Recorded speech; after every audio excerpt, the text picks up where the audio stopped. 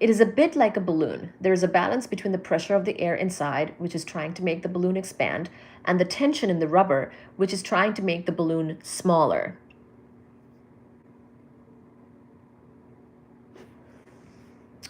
Stars will remain stable like this for a long time, with heat from the nuclear reactions balancing the gravitational attraction. That's how we have the sun. We can keep going. We don't have to worry about the sun collapsing anytime soon, for example. Eventually, however, the star will run out of its hydrogen and other nuclear fuels. Paradoxically, the more fuel a star starts off with, the sooner it runs out. So the more massive stars actually have spectacular deaths sooner, and they actually die out sooner. This is because the more massive the star is, the hotter it needs to be to balance its own gravitational attraction. That's a nice sentence right there. I was going to explain it, but I think he did it as well. So the more massive the star is, the hotter it needs to be to balance its gravitational attraction, its own gravitational attraction. The more massive, the more it needs to do to counter its own gravity. And the hotter it is, the faster it will use up its fuel. Our sun has probably got enough fuel for another 5,000 million years or so, but more massive stars can use up their fuel in as little as 100 million years, much less than the age of the universe. So when a star runs out of its fuel, it starts to cool off and so to contract. So literally it's starting to collapse, basically. As soon as it runs out of fuel, it will start to contract, because guess what else is going on there in the star? It's gravitation. Gravitation is an attractive force every time. Every time it's an attractive force. So it will make that star collapse. When a star starts to run out of fuel, it starts to cool off and so to contract. What might happen to it then was first understood only at the end of the 1920s.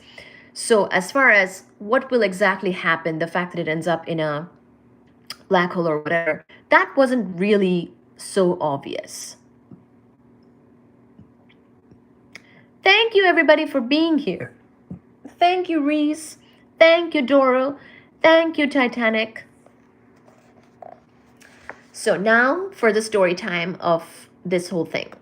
In 1928, an Indian graduate student, Subramanian Chandrasekhar. So Chandrasekhar limit is a very famous limit that we have talked about in the past with white dwarf masses and such. We will talk about now the guy, Chandrasekhar, right here.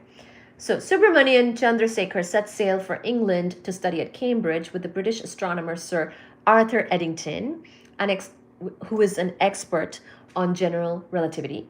According to some accounts, a journalist told Eddington in the early 1920s that he had heard there were only 3 people in the world who understood general relativity. Eddington paused, then replied, "I'm trying to think who the third person is," during his voyage from India. So it would be Einstein, Eddington. I actually don't know who the third person is either. I mean, this is the first... I didn't know very well that Eddington was considered to be such a general theory or general relativity expert, but I'm also trying to think who the third person could be.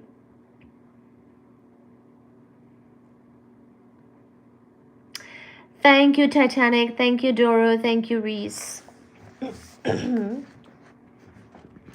During his voyage from India, Chandrasekhar worked out how big a star could be and still support itself against its own gravity after it had used up all its fuel.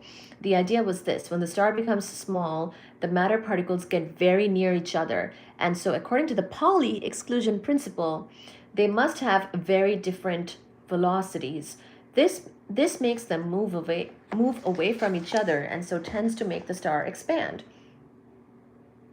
A star can therefore maintain itself at a constant radius by balance between the attraction of gravity and the repulsion that arises from the exclusion principle, just as earlier in its life gravity was balanced by the heat.